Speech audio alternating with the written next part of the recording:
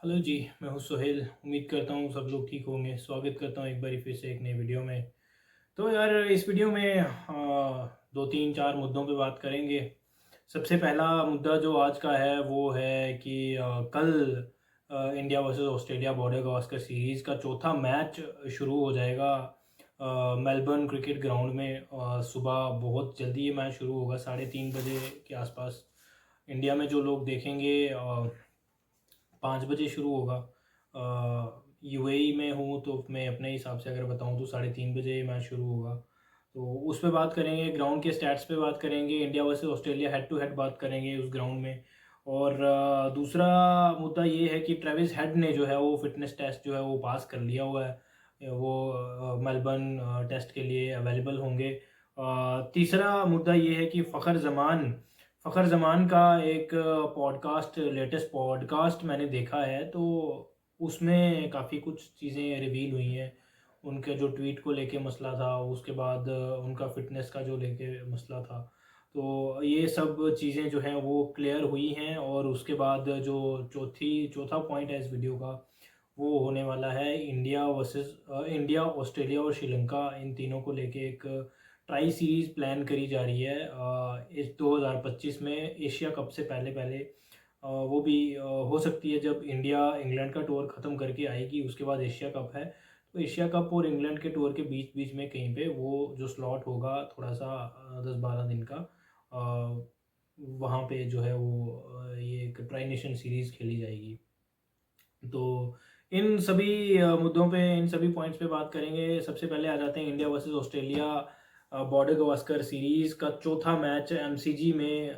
बात करेंगे head to head India versus Australia की।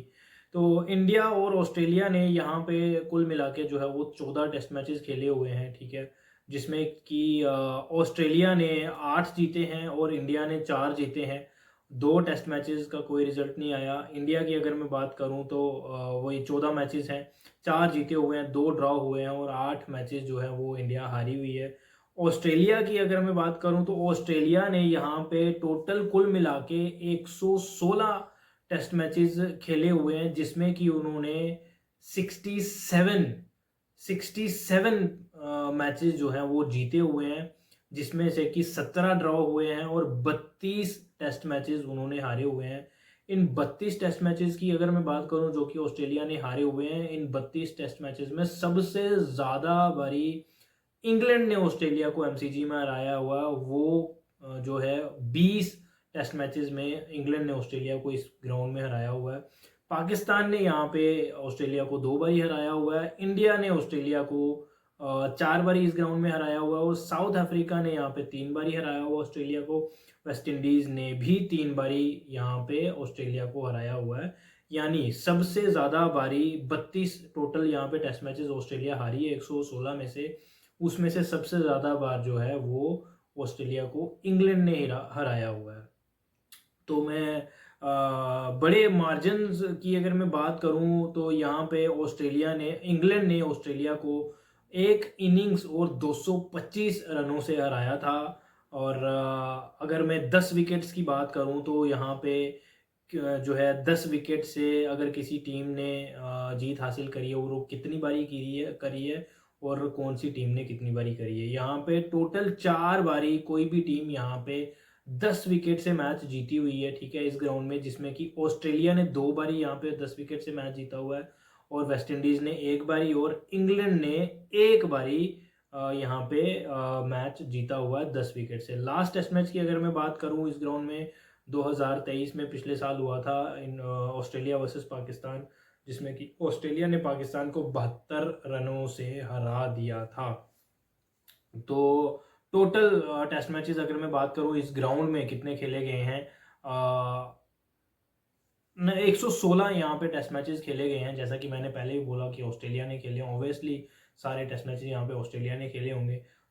116 टेस्ट मैचेस खेले गए हैं और 99 बारी आउट ऑफ 116 मैचेस में रिजल्ट आता है और टोटल 17 बार जो है वो टेस्ट मैच ड्रॉ हुआ है। यानी यहाँ पे भी रिजल्ट ओरिएंटेड ये मैदान है, रिजल्ट आपको देखने को मिलता है, ठीक है। और अगले नंबर पे आ जाते हैं। अगर मैं 2000 के बाद की अगर मैं बात करूं, इंडिया वर्सेस मतलब यहाँ पे 2000 के बाद जो यहाँ पे टेस्ट मैचेस खेले गए हैं, पिछले 24 साल की अगर मैं बात करूं, तो पिछले 24 साल में इस ग्राउंड में 24 टेस्ट मैचेस खेले गए हैं।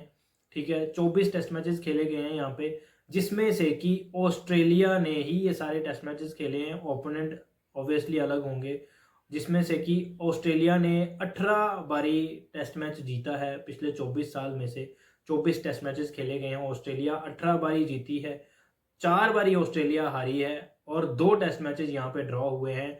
और 2000 से लेके अब तक, यानी पिछले 24 साल में यहाँ पे बैटिंग करने, पहले बैटिंग जो करती है, जो कोई भी टीम यहाँ पे पहले बैटिंग करती है, उन्होंने 10 बारी मैच जीता हुआ है। और बैटिंग सेकंड वाली, यानी चौथी इनिंग्स में बैटिंग करने वाली टीम यहाँ पे 12 बारी जीती हुई है। हाईएस्ट टीम टोटल की अगर मैं बात करूं तो ऑस्ट्रेलिया ने यहाँ पे 624 किए हुए हैं। 624 पे 8 डिक्लेयर किया था वर्सेस पाकिस्तान 2016 में। और अगर लोवेस्ट टीम टोटल की अगर मैं बात करूं तो इंग्लैंड यहाँ पे 68 पे ऑल आउट हो गई थी 2021 में। मुझे याद पड़ता है, कहीं मैंने स्टैट्स देखे थे, इस ग्राउंड में जो टोटल कुल मिला के जो 116 मैचेस खेले गए हैं, उनमें अगर टोटल ये जो मैंने आपको अभी स्टैट्स बताए 2000 के बाद के हैं, इससे पहले के अगर मैं स्टैट्स की बात करूं तो यहाँ पे साउथ अफ्रीका एक ही टेस्ट मैच में 50 से नीचे 2 बारी आउट हुई थी। पहले टेस्ट मैच पहले बैटिंग करी थी साउथ अफ्रीका ने, 36 पे ऑल आउट हो गए थे। फिर ऑस्ट्रेलिया बैटिंग करने के लिए आई थी, ऑस्ट्रेलिया ने 153 किए थे। और फिर साउथ अफ्रीका बैटिंग करने आई थी, फिर से साउथ अफ्रीका 45 पे ऑल आउट हो गई थी। यानी वो मैच भी ऑस्ट्रेलिया जीत गई थी 153। इतने कम रन्स करने के बावजूद भी ऑस्ट्रेलिया वो मैच जो है एक इनिंग से और कुछ रनों से जीत गई थी। तो उसके बाद आ जाते हैं जनाब, हम कुछ इंडिविजुअल रिकॉर्ड्स पे।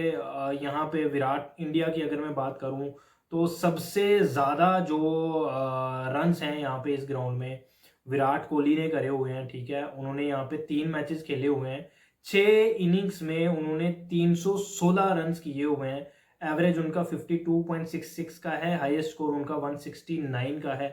ठीक है, 169 यहाँ पे विराट कोहली ने अपने पहले ही मैच में किया था। अजिंक्य रहाणे के साथ मिलके 262 रन्स की एक पार्टनरशिप लगी थी। ठीक है, और फिर उसके बाद ऑस्ट्रेलिया जब बैटिंग करने आई थी, ऑस्ट्रेलिया ने यहाँ पे 530 लगा दिए थे और ये मैच जो है वो ड्रॉ हुआ था। दूसरी इनिंग में भी विराट कोहली ने अच्छे रन्स किए थे, 54 किए थे 99 बॉल्स में। उसके बाद 2018 में जो है वो यहाँ पे दोबारा इंडिया आई और उस मैच में ऑस्ट्रेलिया ने विराट कोहली ने पहली इनिंग में 82 रन्स किए थे और दूसरी इनिंग में कुछ नहीं कर पाए थे, बट वो मैच इंडिया जीत गई थी, जिसमें कि जसप्रीत बुमराह ने जो है वो आई थिंक 9 विकेट, हाँ 9 विकेट्स लिए थे दोनों पारियां टोटल मिला के। ठीक है, उसके बाद विराट कोहली का यहाँ पे ना वाइट बॉल के साथ भी बहुत अच्छा रिकॉर्ड है।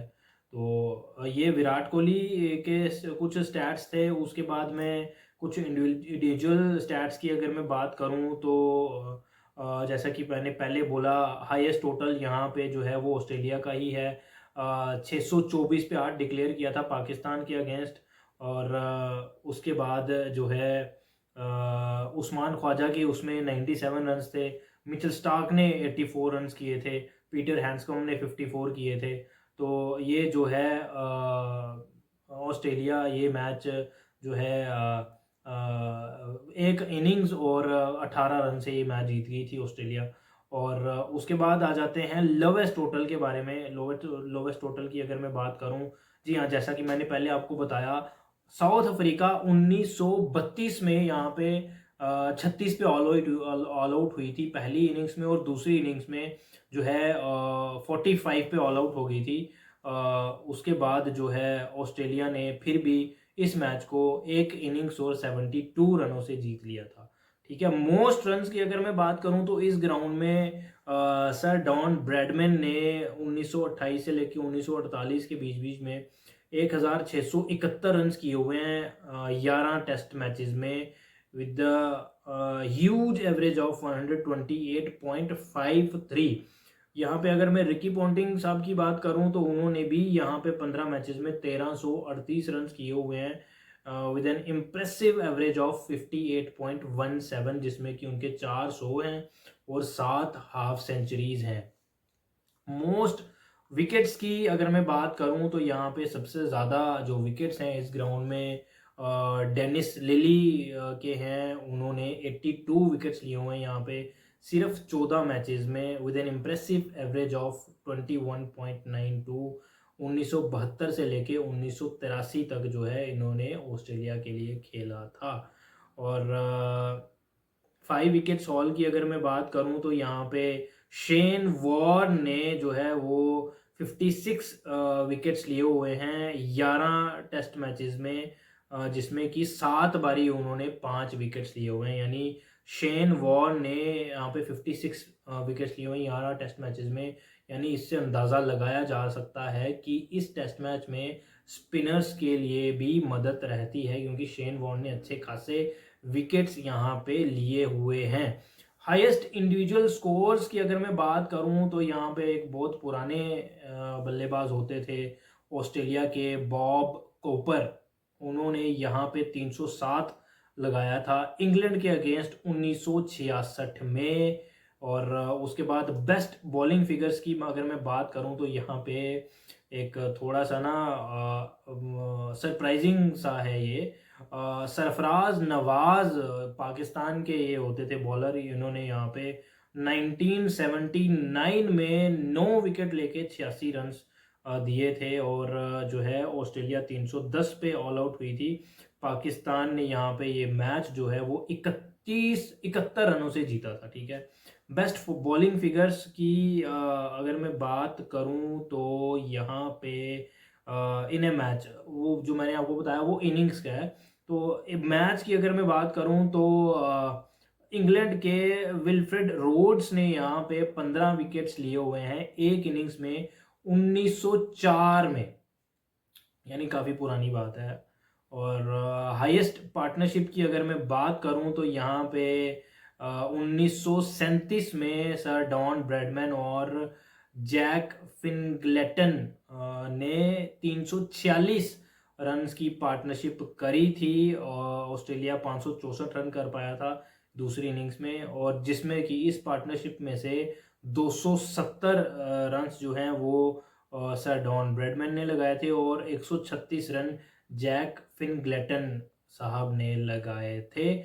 ऑस्ट्रेलिया ये मैच जो है 365 रनों से जीत गया था इंग्लैंड के अगेंस्ट ये मैच था। तो ये कुछ स्टैट्स थे यार इंडिया वर्सेस ऑस्ट्रेलिया, और पूरे ग्राउंड के ऑस्ट्रेलिया के भी कुछ इंडिविजुअल फिगर्स भी मैंने आपको बताई हैं। तो इंडिया का रिकॉर्ड जो है वो कोई उतना खास नहीं है। पिछले अगर मैं यहाँ पे चार टेस्ट मैचेस की अगर मैं बात करूँ तो इंडिया ने 2 जीते हैं 2 हारे हुए हैं यहाँ पे। तो बाकी आगे देखते हैं, कल मैच शुरू हो जाएगा यार। 2000 के बाद के मैंने आपको स्टैट्स बताए। टीम बैटिंग फर्स्ट जो है वो 10 बारी जीती हुई है। टीम बैटिंग सेकंड यानी चौथी इनिंग्स में बैटिंग करने वाली 12 बारी जीती हुई है। तो कोई यहाँ पे टेंशन वाली बात नहीं है। चाहे आप पहले बल्लेबाजी करें चाहे आप पहले बॉलिंग करें, आपके पास चांस रहता है मैच में, आप मैच को अपनी तरफ रिजल्ट लेके आ सकते हैं। ठीक है। ये रही India versus Australia head to head और मेलबर्न क्रिकेट ग्राउंड के कुछ स्टैट्स। उसके बाद आ जाते हैं यार ट्रेविस हेड ने अपना जो फिटनेस टेस्ट है वो क्लियर कर लिया यार एमसीजी से पहले। सिडनी में ब्रिस्बेन गाबा में जो है उनका थोड़ा ग्रोइन का इंजरी का मसला हुआ था। उसके बाद काफ़ी लंबा टाइम मिला उनको, कम से कम भी 7-8 दिन हो चुके हैं वो मैच ख़त्म हुए। तो काफ़ी लंबा टाइम मिला वहाँ पे उनको, ट्रेविस हेड को रेस्ट के लिए भी। कल उनका फिटनेस टेस्ट हुआ और उन्होंने वो फिटनेस टेस्ट क्लियर कर लिया है। और इंडिया के अगेंस्ट जो उन्होंने तबाही मचाई हुई है भाई, क्या बात है। वो उसने भाई वो अलग लेवल पे वो बैटिंग चल रहा है। लगभग वो 400 रन कर चुका है ऑलरेडी 3 टेस्ट मैचेस की 6 इनिंग्स में। तो फिर से कल वो हमारे लिए कहीं सिरदर्दी ना बन जाए, इस चीज़ का डर मुझे सता रहा है यार। तो हमारे पास क्या प्लान होगा ये देखने वाली बात रहेगी। और ट्रेविस हेडेक तो कहाँ नहीं कूटा यार उसने हमें, कहाँ पे नहीं मारा।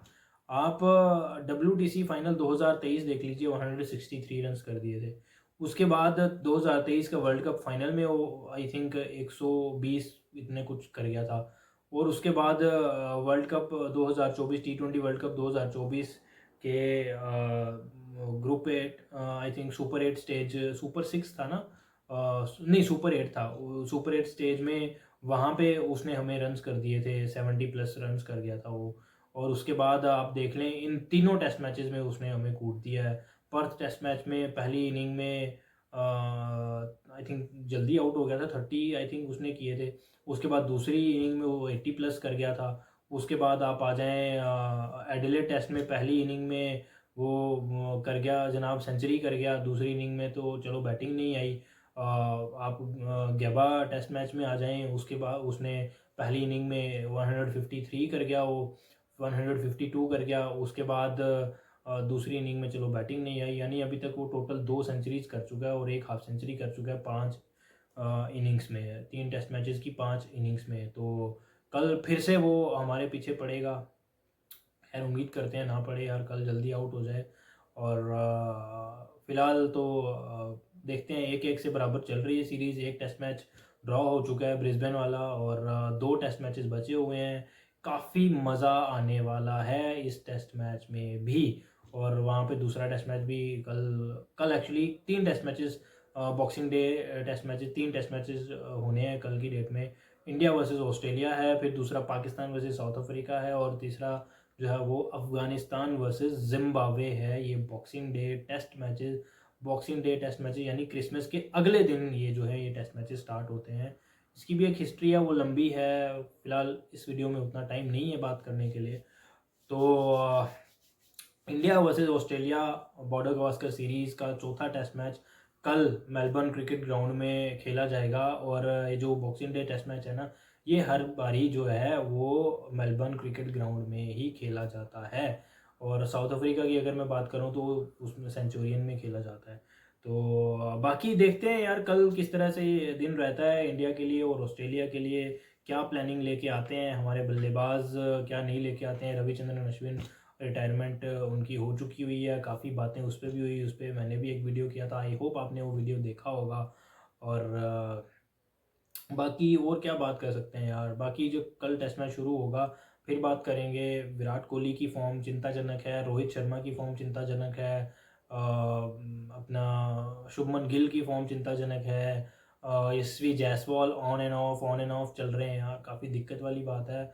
इंडिया को ये टेस्ट मैच जीतना पड़ेगा किसी भी हालत में, अगर WTC फाइनल की रेस में बने रहना है।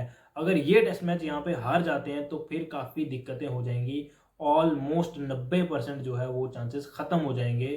फिर टोटल 10% चांसेस रह जाएंगे। फिर आपको जो है वो पाकिस्तान पे डिपेंड करना पड़ेगा कि पाकिस्तान दोनों टेस्ट मैचेस साउथ अफ्रीका को हरा दे और श्रीलंका ऑस्ट्रेलिया को हरा दे। तो उस तरह से कुछ ना कुछ हो सकता है। बाकी फ़िलहाल अपने दम पे करें यार, वही बेहतर रहेगा मेरा ख्याल है। उसके बाद आ जाते हैं यार अपना फ़खर ज़मान का एक लेटेस्ट पॉडकास्ट हुआ है यार। फ़खर ज़मान का लेटेस्ट पॉडकास्ट हुआ है यार। पाकिस्तानी स्पोर्ट्स जर्नलिस्ट हैं, क्रिकेट जर्नलिस्ट हैं सनाउल्लाह, उनके साथ एक पॉडकास्ट करते नज़र आए हैं। मैंने उनका पॉडकास्ट देखा और मैंने वो पॉडकास्ट कम से कम 20-22 मिनट का वो पॉडकास्ट है, मैंने कम से कम भी वो 3 बार ही देखा है यार। बट मेरे को ना कुछ समझ नहीं आई यार, ये फ़खर ज़मान क्या कहना चाह रहे थे, क्या बोल रहे थे, क्या चीज़ें बोल रहे थे। उन्होंने कहा वो पॉडकास्ट में ये कहते नज़र आए कि मुझे टीम से ड्रॉप नहीं किया गया था, मैंने PCB से खुद रेस्ट मांगी हुई थी क्योंकि मैं बीमार था, मुझे हाइपरथायराइड का इशू था, इसीलिए मैंने PCB से मैंने खुद रेस्ट मांगी हुई थी। सर आपने फिर खुद रेस्ट अगर मांगी हुई थी तो फिर आपसे जब आपका इंटरव्यू हुआ, ये जो चैंपियंस कप T20 वाला चल रहा है आपका डोमेस्टिक वाला, उसमें आपसे इंटरव्यू हुआ, उसमें आपने जब आपसे आपकी फ़िटनेस पे बात हुई, उन्होंने आपने तब कहा था कि भाई मैं फिट ही हूँ इसीलिए खेल रहा हूँ, तो फिर उस टाइम पे ये क्यों नहीं कहा गया कि 2 महीने की छुट्टी चाहिए? तो फिर अगर आपको 2 महीने की छुट्टी मिली है तो फिर आप चैंपियंस कप खेल कैसे रहे हैं अगर आपका इश्यू है ये वाला? तो उस पे ट्वीट ट्वीट पे भी बात हुई है, ऑब्वियसली वो भी बात होनी थी यार। उस पे भी बात करी गई, फ़खर ज़मान का उस पे जो आंसर था वो भी कुछ यार मुझे समझ में नहीं आया। वो कह रहे हैं कि उन्होंने टीम अनाउंस होने से पहले जो है वो जब बाबर आज़म को ड्रॉप किया गया था, अपना इंग्लैंड टेस्ट जो हुआ था, 1 टेस्ट मैच होने के बाद बाकी 2 टेस्ट मैचेस से ड्रॉप किया गया था। यू नो वो कह रहे हैं कि मैंने मीडिया की बातें सुन के जो है वो ट्वीट किया था और तब तक टीम का अनाउंसमेंट नहीं हुआ हुआ था। बट यार फिर भी मतलब आप कैसे बोर्ड के अगेंस्ट जा सकते हैं? आप किसी भी चीज़ के अगेंस्ट कैसे जा सकते हैं? कुछ कुछ ग्रुप ऑफ पीपल, उन्होंने ग्रुप ऑफ फैन आप कह सकते हैं, उन्होंने उसको डिफेंड भी किया, कुछ ने नहीं भी किया। काफ़ी सारे जर्नलिस्ट हैं, उन्होंने क्रिटिसाइज़ भी किया कि आप कैसे ये बात कह सकते हैं, आप बोर्ड से बड़े नहीं हैं, आप गेम से बड़े नहीं हैं। तो काफ़ी सारे मसले भी हुए। मोहसिन रज़ा नकवी की जो आप प्रेस कॉन्फ्रेंसेस उठा के देखें, इसमें फ़खर ज़मान के बारे में उन्होंने क्या कहा, उन्होंने कहा ट्वीट वाला इशू भी है, उसमें हम फॉलो अप कर रहे हैं, बाकी जो मेन इशू है वो फिटनेस का है, उनके फिटनेस इशू है, फिटनेस पास नहीं हो रहा उनका। जैसे ही वो अपनी फ़िटनेस क्लियर करते हैं, तो ऑब्वियसली उनकी टीम में जगह बनेगी। तो कुछ ना ये ब काफ़ी जिसको कहते हैं ना खिचड़ी बनी हुई है, वो चीज़ मतलब मुझे समझ नहीं आई यार। फ़खर ज़मान ऐसा लगता नहीं था कि यार वो कुछ ऐसी बातें कर सकते हैं या जो भी हुआ। मेरा ख़्याल ये है कि पीसीबी के साथ बैठ के उनकी बात हुई होगी, जो भी मसले होंगे वो क्लियर किया होगा। फ़खर ज़मान को ये सब चीज़ें अपने पे लेने के लिए कहा गया होगा पीसीबी की तरफ से कि आप भैया ये जो आपने रायता फैलाया है तो ये इसको आप ही क्लियर करें। तो मेरा ख़्याल है इसी वजह से फ़खर ज़मान जो है वो पॉडकास्ट पॉडकास्ट में जो उन्होंने बातें बोली हैं, आप देख सकते हैं पॉडकास्ट यार। तो एक बारी दोबारा मैं ये चीज़ रिपीट करूँगा कि उनसे वो कह रहे हैं कि टीम से ड्रॉप नहीं किया गया, उनका फ़िटनेस का इश्यू था, हाइपरथायरॉइड का इश्यू था उनको और इसकी वजह से उन्होंने पीसीबी से रेस्ट माँगी थी 2 महीने की। तो अभी 2 महीने हुए नहीं है, 2 महीने से पहले ही वो जो हैं 17 नवंबर को ऑस्ट्रेलिया वाली सीरीज़ स्टार्ट हुई थी, तो इस 17 को जो है वो 1 महीना हुआ है अभी। तो पिछले लगभग 15 दिन से तो उनका वो डोमेस्टिक कप चल रहा है, चैंपियंस कप टी20 वो वाला चल रहा है, उसमें फ़खर ज़मान लगातार खेल रहे हैं और अच्छी फ़िटनेस लग रही है उनकी, आज फिट लग रहे हैं, कोई इश्यू है नहीं है। तो फिलहाल 2 महीने की रेस्ट ली नहीं, अगर वो अपनी बात कह रहे हैं, तो फिर जब उनसे इंटरव्यू हुआ था, उसने कहा था कि भई मैंने खुद रेस्ट माँगी थी। नहीं, ड्यूरिंग ये चैंपियंस कप जब उन्होंने इंटरव्यू दिया था, उनको पूछा गया था कि आपकी फ़िटनेस के उनकी फ़िटनेस के बारे में, और उसने कहा था कि भई मैं फ़िट हूँ इसीलिए तो मैं खेल रहा हूँ। तो मतलब वो वाली स्टेटमेंट और इस पॉडकास्ट वाली स्टेटमेंट्स ना कहीं न कहीं मैच नहीं हो रही यार। तो यहाँ पे ये मसला नज़र आ रहा है। तो मतलब लोग तो फुद्दू नहीं है ना बाहर बैठे हुए।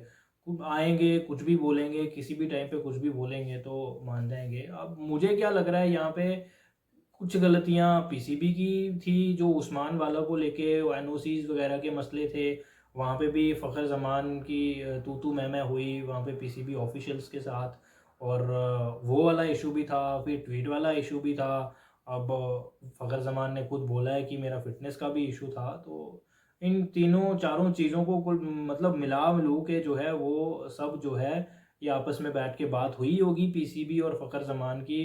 तो उन्होंने जो है वो अलाउ किया होगा पॉडकास्ट करने के लिए फ़खर ज़मान को कि आप एक पॉडकास्ट करिए किसी जर्नलिस्ट के साथ। ऑब्वियसली जो बात-वात हुई होगी, है ना? तो ये अपनी मर्ज़ी तो कोई क्रिकेटर ऐसा नहीं कर सकता है। तो ये सब बातें हुई होंगी और तब जाके जो है ये पॉडकास्ट बाहर आई है और ये चीज़ें जाके अब क्लियर हुई हैं।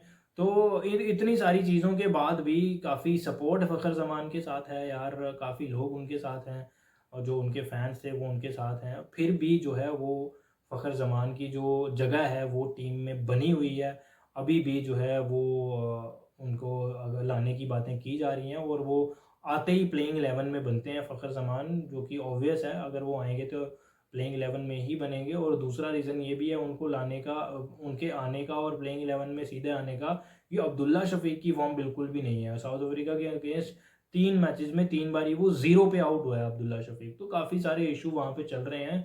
तो मेरा ख्याल है फ़खर ज़मान बनता है टीम में और सीधा प्लेइंग 11 में ही बनता है। तो ये बात रही फ़खर ज़मान की। और उसके बाद हम आ जाते हैं, चौथा जो मुद्दा है वो है कि बीसीसीआई, पीसीबी ये दोनों एक ट्राई नेशन सीरीज़ प्लान कर रहे हैं एशिया कप 2025 से पहले पहले।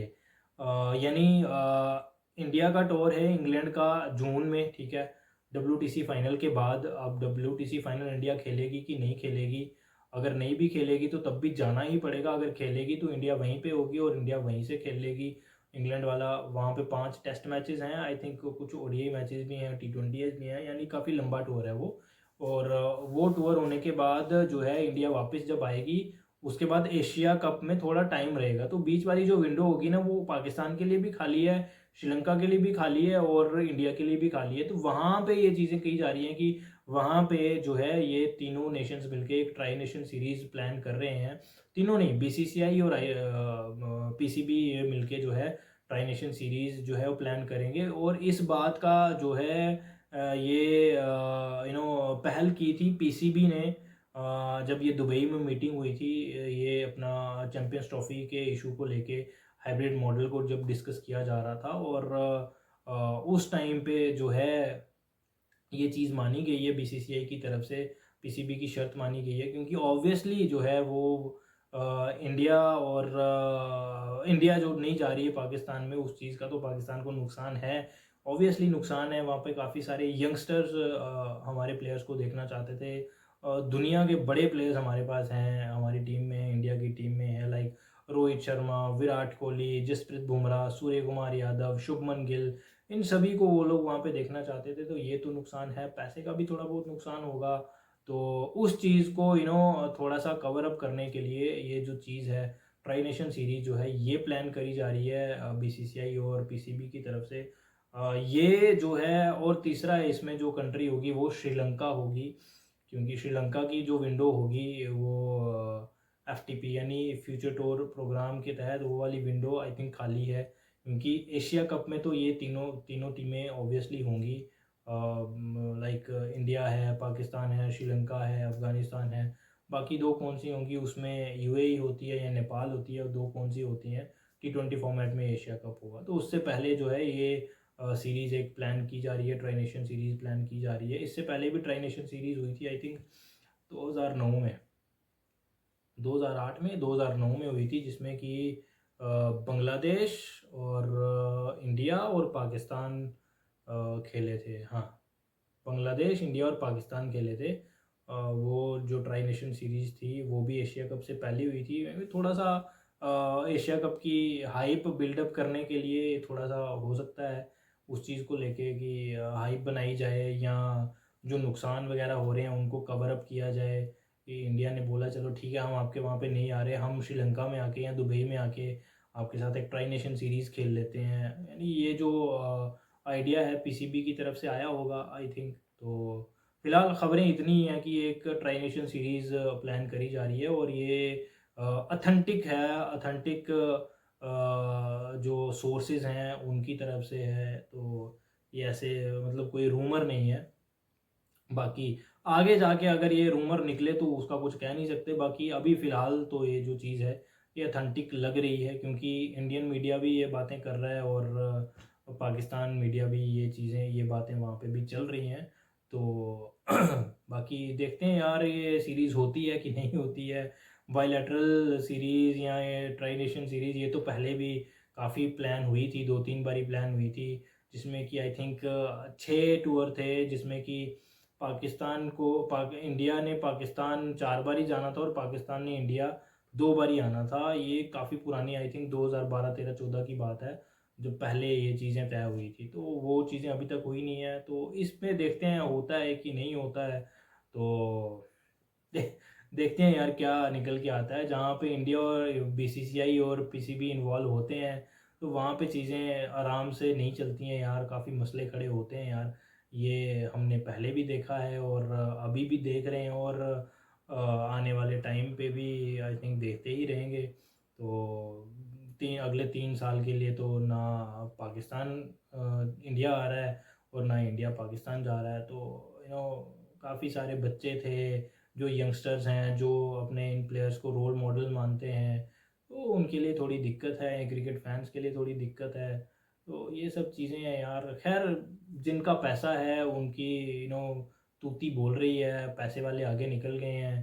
तो हम जैसे बेचारे शरीफ लोग जो क्रिकेट देखना चाहते हैं, जिनको एक एक आप कह सकते हैं लॉलीपॉप दे दिया जाता है, चलो ये लो भाई। तो ये सब चीज़ें हैं यार। तो फिलहाल इस वीडियो में इतना ही, मिलते हैं एक नई वीडियो में, तब तक के लिए take care and bye bye.